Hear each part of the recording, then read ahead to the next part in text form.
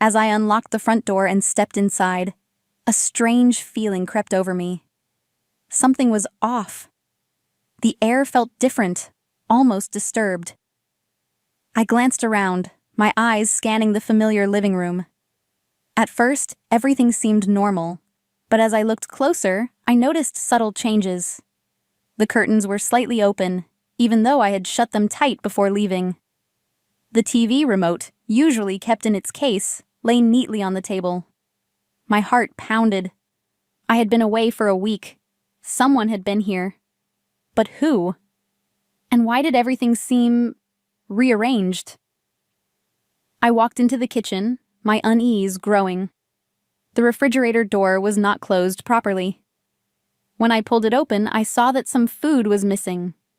A half-eaten apple sat on the counter, next to an empty glass with water droplets still clinging to the sides. The sink had water stains, as if someone had used it recently. My mind raced with possibilities.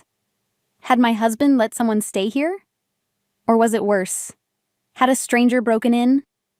My fingers trembled as I reached for my phone, desperate to call Sam, my husband. But his phone went straight to voicemail. With growing panic, I hurried to my bedroom. The moment I pushed the door open, my stomach dropped. The room was in chaos. Clothes were scattered everywhere. My dresser drawers had been pulled out, their contents dumped onto the floor. My heart pounded painfully as I rushed to my desk. My hands shook as I searched for the small, worn-out wooden box where I had kept my grandfather's watch, a priceless family heirloom. My fingers found the empty space where it had once been. It was gone. My breath hitched. Someone had taken it. But who? And why? I grabbed my phone again and dialed Sam's number. This time, he picked up. "Sam, someone broke into our house. My room is a mess and my grandfather's watch is missing." I blurted out, my voice shaky. There was a long pause on the other end. Then, in an oddly hesitant voice, he said, "Karen, there's something I need to tell you. My mom, she stayed in our apartment while we were away." My mind reeled. "What? Without telling me?" I asked, my voice rising. "Why would she do that?" Sam sighed. "She said it would be convenient." Convenient? For whom? I clenched my fists. "Sam, my room was ransacked. My things were tossed around and the watch is gone," I shouted. He hesitated. "Maybe she just borrowed it," he said weakly. My stomach twisted. Borrowed? She stole it.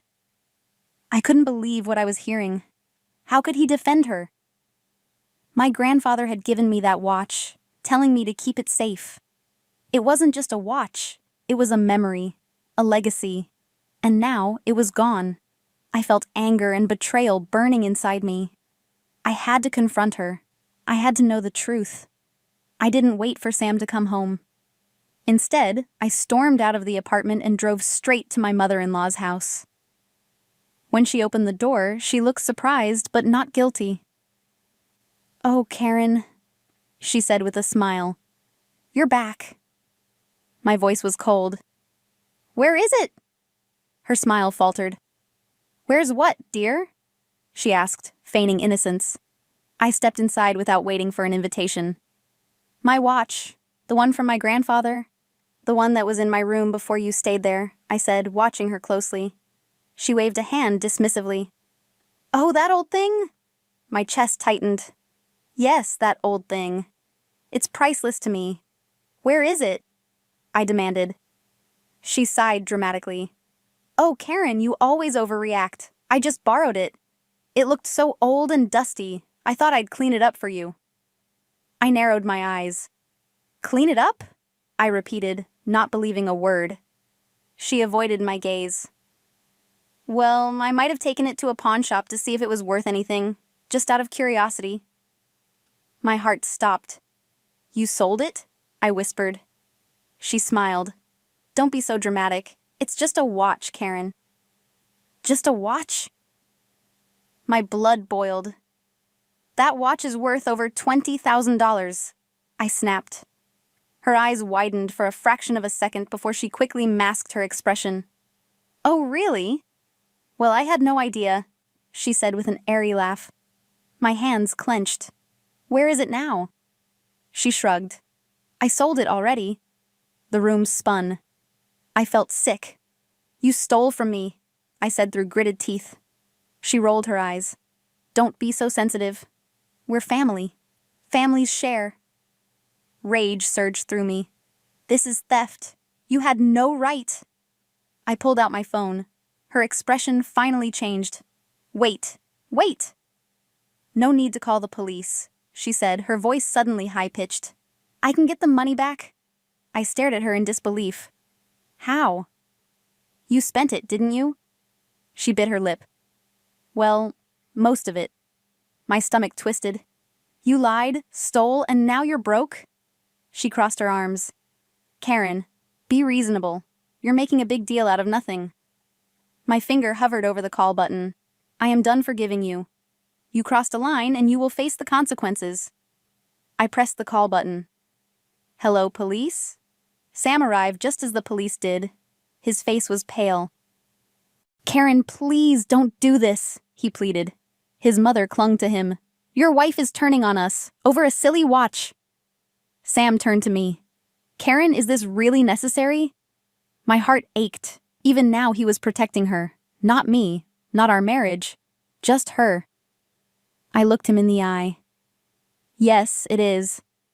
Because this isn't just about a watch. It's about respect, honesty, and boundaries. And your mother has crossed all of them." The officers listened as I explained everything, nodding seriously. The evidence was undeniable. The pawn shop had surveillance footage of my mother-in-law selling the watch. When confronted, she broke down. "I didn't mean to," she cried, "but the damage was done. She was taken into custody." Sam stood frozen, watching as his mother was led away. He turned to me. "You didn't have to do this." I shook my head. "She did this to herself, and you let it happen." His face crumpled. "Karen, please, let's fix this." I stared at him, my anger giving way to something colder. Realization. There's nothing left to fix, Sam. I filed for divorce the next day. Sam begged me to reconsider, but I was done. His loyalty had never been with me. I had endured so much, his mother's constant interference, her insults, her disrespect. And he had always asked me to just endure it. But not anymore. I was free now. The divorce was finalized within months. My mother-in-law, sentenced for theft, was now paying the price for her actions. Sam, burdened with repaying the pawn shop, was left to deal with the consequences. And me? I was finally free to live my life on my terms. I moved into a new apartment, far from the place that held so many bad memories. The first thing I did was find a secure place for my grandfather's watch, now safely returned. Holding it in my hands, I felt something I hadn't in years: peace. My grandfather had always taught me to stand up for myself, and for the first time in a long time I had. I was no longer a victim. I was strong, and I was ready for the next chapter of my life. I moved into a new apartment, far away from the suffocating memories of my past. It felt strange at first, being alone, starting fresh, but also liberating.